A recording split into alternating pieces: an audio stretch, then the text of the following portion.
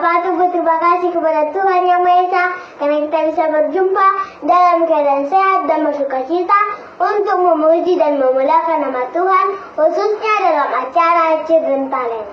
Sebelum saya melanjutkan khotbah saya terlebih dahulu memperkenalkan diri saya. Perkenalkan, nama saya Alfirinda Sota, umur 9 tahun, saya mewakili distrik Dairi Pusat. Shalom. Judul khotbah yang saya bawakan, ajakan juru selamat dengan tema menjadi seperti Kristus. Mazmur 119 ayat 105 mengatakan, firman-Mu itu pelita bagi kakiku dan terang bagi jalanku. Ya, memang semakin banyak kita belajar dari firman Tuhan, semakin teranglah perjalanan hidup kita dan semakin terang pula pelita hati kita. Amin. Amin. Sebagai anak Kristen yang benar, belajar dari firman Tuhan tentu pilihannya ingin mendapat kerajaan surga yang kekal. Benarkah itu Bapak Ibu opung sekalian? Benar. Terima kasih. Bagaimana kita supaya kawan surga yang kekal?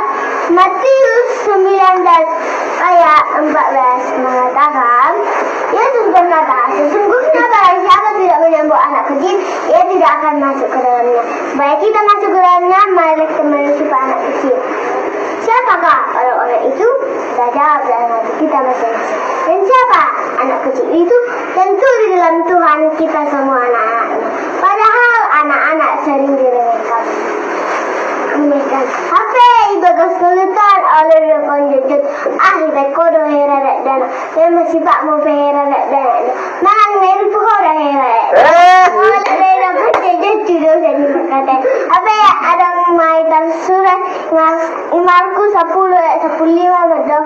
Yesus berkata, sesungguhnya barang siapa tidak menyambut seperti anak kecil, ia tidak akan masuk ke dalamnya.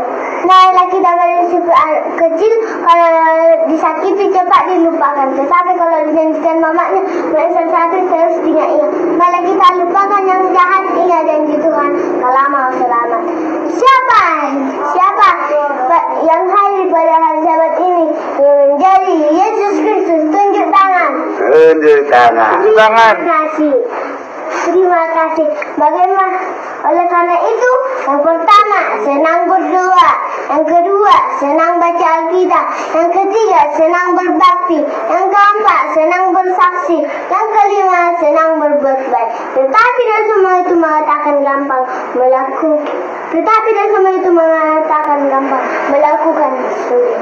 Matius 26:41 mengatakan, berjaga-jaga dan berdoalah supaya kamu jangan jatuh ke dalam pencobaan. Roh memang penurut, tetapi daging lemah. Memang roh itu penurut, tetapi daging lemah. Kalau tidak ada Yesus, maka daging kita lemah. Dalam 1 Tesalonika 5:17 mengatakan, tetaplah berdoa. Marilah kita tetap berdoa supaya jangan jatuh ke dalam pencobaan. Dengan firman Tuhan yang kita bawakan, Tuhan memberkati. Amin.